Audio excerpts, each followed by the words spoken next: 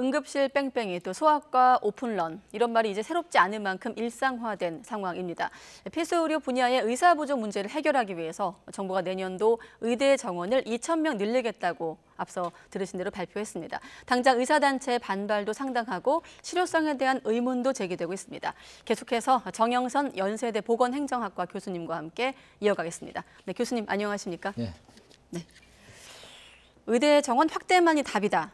늘려도 소용없다. 이 논쟁은 계속 저희가 보도를 했고 교수님도 여러 번 언급했습니다만 앞으로 얘기를 좀 해보면 아무튼 정부가 여러 번의 협상 끝에 협상이 있었는지 없었는지 잘 모르겠습니다만 아무튼 협의가 있었고 결과가 2,000명까지 늘리겠다가 나왔습니다. 2025년도 입시에서 어떻게 좀 보십니까?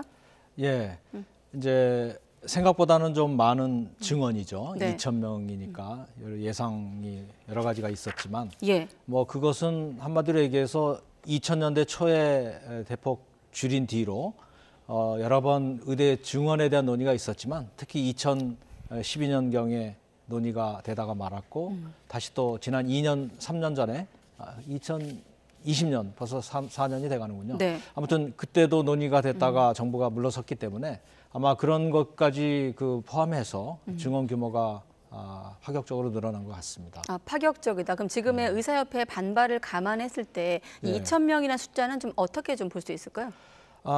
그러니까 이제 그 추계라는 게 우선 2,000명의 의미는 인구 1,000명당 한 0.4명 늘어나는 겁니다. 네. 그러니까 지금 현재 OECD 평균이 인구 1,000명당 3.67 정도 되거든요. 예. 우리나라가 한의사를 빼면 2.12명, 한의사 포함해서 한 2.6명 되니까 이것이 거의 2.78명 그 후반부로 간다는 얘기예요. 즉 그 말은 지금 2,000명 증원된 수준으로 계속 간다면 앞으로 일정 숫자 배출되고 쭉 반복 지속되는 과정에서 그 OECD 평균보다는 못하지만 그래도 우리나라가 또 의사들이 열심히 하고 또 국민들이 접근성이 상대적으로 높은 그런 측면을 고려한다 그러면 아마 그 정도면은 좀 어느 정도 기본적인 수요는 충족할 수 있다 이렇게 정부가 판단을 한 것 같습니다. 자, 그런데 의사들 반발이 여전한 상황이고 오전에도 정부와 의협이 마주 앉았지만 4분여 만에 퇴장을 했다고 했거든요. 그 대화 기구가 의료현안 협의체인데 양측이 이렇게 입장 차를 좁히지 못하는 이유 사실 최근은 아닙니다만 얼마 전에 의사협회 입장을 들어봤을 때 이 협상에서 의사협회 의견이 포함되지 않은 걸 반대하는 건지 아니면 정원 확대 자체가 반대인 건지 질문을 드렸는데 그때 뾰족한 답을 들을 수는 없었거든요. 네. 아마도 그렇겠죠. 왜냐하면 이제 의대 정원 자체에 대해서 반대를 하고 있고 그 근저에는 회원들인 기존의 의사들과 의대생들 전체적으로 의대 증원이 본인들의 수입의 파이 분배해 나가는 사람의 증원을 통해서 줄어들 거라고 생각하고 있기 때문에 그런 회원들의 반대를 감안했을 때 의사협회에서 이 부분을 적극적으로든 묵시적으로든 승인해 주기는 상당히 어려운 입장입니다. 그 협회 간부들의 입장에서. 그렇기 때문에 어떤 형태로든 간에 협의를 안 했다고 얘기하지만 협상장에 가서 적극적으로 협의를 해준 모양새를 갖추기가 어려웠고 그러다 보니까 지금 앵커님 말씀하신 대로 그 입장이 뭔지가 좀 불확실하다고 느끼지만 근저에는 의대 정원 증원에 대한 반대 그 입장이 분명히 있다는 거죠. 의대 정원 반대하는 입장의 두 가지 근거로 이제 의료계에서는 또 다른 쏠림 현상이 생길 것이다. 그리고 건보 재정을 내세우고 있거든요. 자, 긴급 기자회견 열었는데 이필수 회장 목소리 잠깐 듣고 또 교수님 의견으로 이어갑니다. 하지만 정부는 의대 정원 증원의 문제에 대한 의료계의 본격적인 논의 요청을 외면하며 의료 현안에 대한 더 이상의 구체적인 논의를 진전시키지 않고 있습니다. 의대 정원 증원 문제에 대하여 2020년 대한의사협회와 구사의정합의에 의거하여 의료계와 충분한 논의의 과정을 거치겠다는 수차례의 정부의 약속에도 불구하고 정부는 제22차 회의 이후 대한의사협회의 의대 정원 관련 논의 제안에 어떠한 답변도 내놓지 않고 있습니다. 지금 계속 의사협회는 일방적으로 추진한다는 것이거든요. 깜깜이 정책이라고 얘기를 하고 있어요. 그러니까 이제 조금 전에 말씀을 이미 드렸듯이 그 의사협회의 간부들이나 집행부의 입장에서 볼 때도 사실은 어찌 보면은 그 국민들이나 상대로부터 많은 것을 얻어오는 그 협상을 벌이는 것도 있지만 네. 자기들 회원들에게서 인정을 받고 이게 그 직선제기 때문에 또 피선의 문제 뭐 이런 게 있기 때문에 네. 그 입장도 양쪽에 있어요. 그래서 아마 의사협회에서는 협의를 안 했다고 하는데 정부로서는 지난 2020년 이후 벌써 3년 넘게 이렇게 협상장을 계속 마련을 하고 해왔죠. 수십 차례 네. 걸쳐서. 그렇기 때문에 객관적으로 볼 때는 협의를 안 했다라고 하는 것은 이제 협회 입장에 간부들의 입장에서 하는 얘기, 회원들을 대상으로 하는 얘기지. 네. 뭐 설득력을 갖기는 좀 쉽지 않을. 자, 이러면서 민사소송도 제기됐습니다. 의사 모임이 보사연을 상대로, 그러니까 복지부 산하단체인 한국보건사회연구원에서 내놓은 그 숫자죠. 2035년에 2만 7천여 명이 부족할 거다. 여기에 대해서 민사소송까지 제기를 했더라고요. 법적 대응 아니겠습니까? 네. 네, 연구 그 가정이라든지 뭐 이런 것이 여러 가지가 원래 있게 돼 있는데 네. 그걸 가지고 소송을 낸다는 거는 사실은 그 아까 말씀드린 대로 협회 입장에서 볼 때는 회원들에 대해서 이렇게 노력을 하고 있다라고 하는 것을 보여주기 위한 뭐 그런 정도가 아닐까.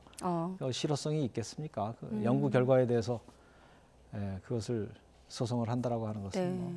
혹시 뭐 조심스러운 질문이지만 네. 혹시 이렇게 이쪽 학자시기 때문에 네. 의사협회를 걷어내면 혹시 의료 현장에서 다른 목소리를 내는 의사들도 좀 있을까요? 다른 생각을 가진? 아, 그렇죠. 일단 이제 대개 의사들도 자기의 처한 이치에 따라 다릅니다. 예. 의사협회는 대체로 개원이라 그래서 의원급들 있죠. 작은. 그쪽이 주로 그 회원들이에요. 그쪽의 이익을 대변하고 네. 우리가 수가 협상할 때도 그쪽을 대변합니다. 그러나 병원이라든지 이런 쪽은 또 따로 병원협회라고 따로 있고 네.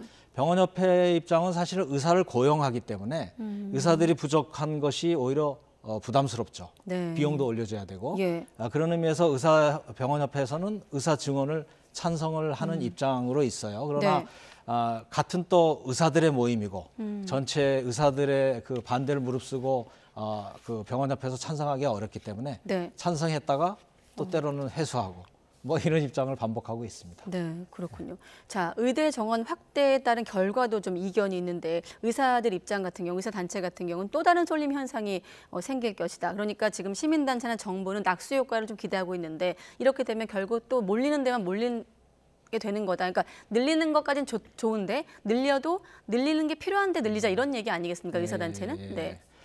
이제 그 논거는 이제 사실은 정확하게는 그 받아들이기가 어렵죠. 왜냐하면은 어느 쪽으로 지금 쏠림이 있어서 네. 전체적으로도 부족하지만 피부 성형 미용 쪽에 많이 쏠리다 보니 예. 필수 의료에 상대적으로 더 부족하다 하는 것이 지금까지 현상이고 그런데 거기에 대해서 의대 정원 전체 총원을 늘리자고 하면 보통 총원을 늘린다고 해결 안 된다. 네. 이것은 지역 간의 배분 전문 분야 간의 배분의 문제다라고 주장을 해왔거든요. 근데 그래서 전체 총 인원수를 늘리고 전체적으로 조정하기 위한 패키지들을 내세웠는데도 네. 다시 일부만 몰릴 거다라고 한다는 거는 일단 논리적으로도 맞아 들어가질 않죠.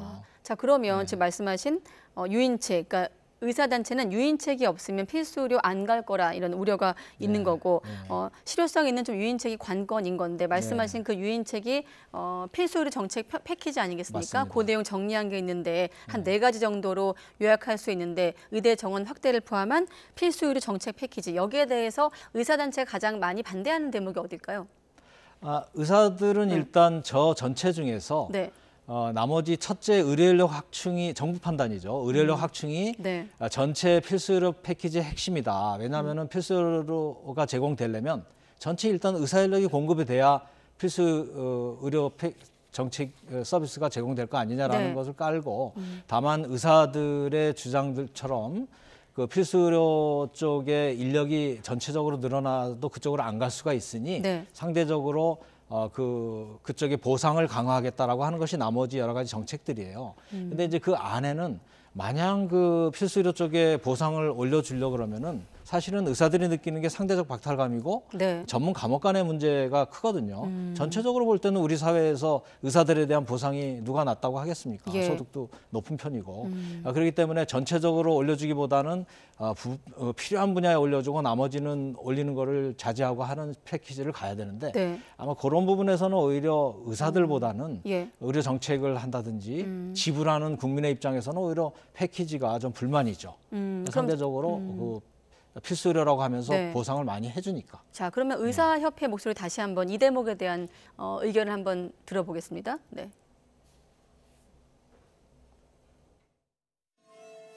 또한 정부가 최근 발표한 필수 의료 정책 패키지에는 그동안 의료현안협의체에서 전혀 논의된 바 없는 국민의 치료 선택권을 제한하는 비급여 혼합진료 금지, 사망사고 및 미용 성형을 제외한 제한적인 특례 적용, 개인 면허 및 면허 갱신제 도입 등과 같은 의사 면허에 대한 전반적인 통제 내용을 주요 내용으로 하는 정책을 일방적으로 발표함으로써 그동안에 쌓아온 의정 간의 신뢰를 다시 한번 무너뜨렸습니다. 지금 끝에 말하고 있는 건 개원이 면허 관련한 대목인 거 아니겠습니까? 네. 그런 게 이제 유인책이 안 된다고 보는 거죠. 네, 그렇죠. 만약에 이제 의사들의 입장에서 볼 때는 전체 인력을 늘리는 거에 대해서도 반대인데 네. 그것에 대해서 보상으로 내세우겠다고 패키지를 내세운 것이 뭐 그중에 상당히 지금 그 의사협회장님이 이렇게 얘기한 거에는 네. 그 본인들에게 좀 유리한 것들은 다 빼고 지금 이제 그 정부 입장에서도 보상만 해주겠다고 할 수는 없는 거죠. 네. 돈을 지불하는 입장에 있는 의사 것도 있으니까 그래서 거기에 일종의 규제에 해당하는 것들을 좀 발표를 같이 했는데 예. 그 부분들을 집중적으로 하고 예를 들어서 지금 앵커께서 질문하신 개원 면허 제도라고 하는 것은 의사 자격증만 받았다고 해서 그 명칭 독점은 부여하지만 네. 그 업무 독점이라는 것도 또 부여하거든요. 그런 걸 할 때는 의사들이 면허 자격증을 취득했더라도 일정한 그 실습 이런 여러 여건들을 확보해서 인턴 레지던트 과정을 통해서 네. 그런 그 능력을 갖춰야 된다는 거를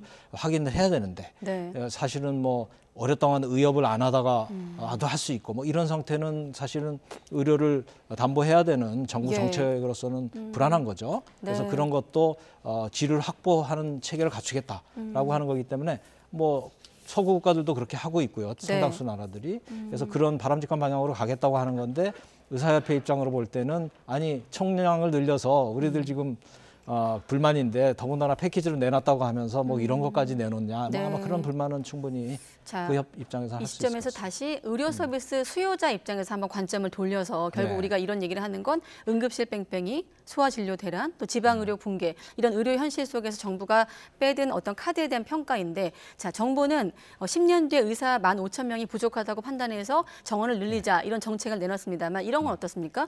지금 당장 이제 2025학년도부터 증원을 늘려도 10년 넘는 시간이 필요한 거 아니겠습니까? 전문의 배출까지. 그러면 지금 당장 좀 효과를 낼 정책도 병행돼야 되지 않을까 이런 생각도 드는데 어떻습니까?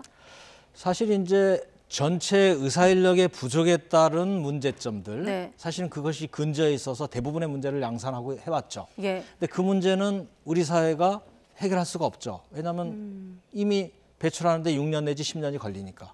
저는 그 부분은 정책 당국이 그동안에 정책을 잘못한 거, 네. 국민들이 그것을 크게는 받아들인 어떤 그 일종의 부담을 져야 될 부분이라고 봅니다. 예. 그래서 그 부분들은 인내를 해야 되고 에도 불구하고 미래에도 그것을 계속 남길 수는 없기 때문에 우리가 지금이라도 늦었지만 네. 현 정부가 그래도 정책을 잘 펴서 그렇게 의대 증원을 결정을 해냈으니까 네. 그럴 가능성이 있다고 보는 것이고요. 그런데 그 과도기 전 과정에서 그나마 이제 할 수 있는 패키지들이 좀은 있죠. 마냥 예를 들어서 여러 가지 지역 의료를 갖추기 위한 어떤 네트워크를 구성한다든지 그쪽에 보상을 좀 더 해서 네. 그쪽으로 갈 수 있는 여러 가지 그 방안들을 같이 내겠다 하고 한 것이 최근에 발표된 필수 의료 패키지입니다. 네. 내용이 워낙 많아서 다 설명은 못 드려도 그 안에 네. 상당히 많이 담겨 있습니다. 대통령도 공정한 보상을 도입하겠다. 필수 의료진 상응하는 어떤 대가를 해주겠다. 그러면서 내놓은 재원이 공격적입니다. 2028년까지 10조 원 이상 투입하겠다. 그러니까 또 지금 건보 재정도 부족한데 바닥이 나는 상황에서 의사협회도 마찬가지고 이 부분은 어떻게 좀 해결할 것인가라는 질문도 남거든요. 네. 양면성이 있습니다. 돈을 많이 지불하겠다 하면은 지불하는 네. 입장에서 볼 때는 건보 재정이나 네. 우리들의 보험료가 올라간다라고 하는 측면이 있고요. 또 그걸 늘리지 않으면은 또 받아가는 의사들이 찬성을 하기가 쉽지 않은 예. 그런 특히 이제 의대 증원이라는 걸 놓고 그래서 양면성이 있는 정책인데 우리 전체 건강보험이 1년에 뭐 100조 원 이렇게 돌아가는 상황에서 향후 몇 년간 뭐 10조라고 하는 것이 전체 그 흐름으로 볼 때는 충분히 조정 가능하고요. 그래서 이렇게 보상에 따른 증가에 반드시 보충돼야 될 것이 우리 수가 체계로 매년 환산지수 계약이라 그래서 수가를 올려주는 계약이 있거든요. 이 방식도 건드려야 됩니다. 매년 네. 전체적으로 올려주고 또 올려주면 안 되거든요. 그래서 진짜 상대적 박탈감을 느끼는 필수 분야는 올려주되 네. 그렇지 않은 분야는 상대적으로 매년 올려주는 방식을 폐기하는 그런 패키지가 앞으로 보충적으로 나와야 된다고 이렇게 생각을 하고 알겠습니다. 자, 끝으로 아무튼 의사들은 단체 행동에 시동을 걸고 있고 정부의 의지도 확고한 상황입니다. 일단은 설 연휴 이후 좀 진료 대란이 예상되고 있는 상황인데 끝으로 어떻게 좀 이후 상황을 예상하십니까? 예, 뭐 진료 대란이 일반적인 진료 대란을 넘어서서 의사들이 최근에 파업이라든지 뭐 이런 거를 통해서 생기는 그거는 저는 그렇게 크게 보고 있지 않아요. 의사협회 입장에서는 그렇게 얘기할 수밖에 없겠지만 회원들 예. 앞에 놓고. 하지만 국민들 85%가 이미 의대 정원을 찬성하고 있고 또 정부도 확고하게 이미 정책을 발표했기 때문에 이미 되돌이킬 수 없고 가는 정책에 대해서 실효성 없는 그 반대를 하고 명분도 없는 반대를 하게 되면 네. 오히려 그 의사들이나 의사단체 입장에서도 도움이 될 게 없거든요. 그래서 제가 보기에는 뭐 그 부분은 큰 문제가 아닐 것으로 생각을 하고 있습니다. 예고한 대로 파업에 돌입한다면 지금 시점에서 정부의 스탠스는 어떻게 좀 가져가야 되는 겁니까? 제가 보기에는 뭐 단기간에 끝나겠죠. 정부는 강경책을 얘기를 하고 있는데요. 예. 뭐 강경책을 없이도 충분히 아마 극복될 수 있는 국민들의 성원이 있기 때문에 네. 그런 정책이라고 봅니다. 알겠습니다. 여기까지 듣겠습니다. 정영선 연세대 보건행정학과 교수님과 함께했습니다. 고맙습니다.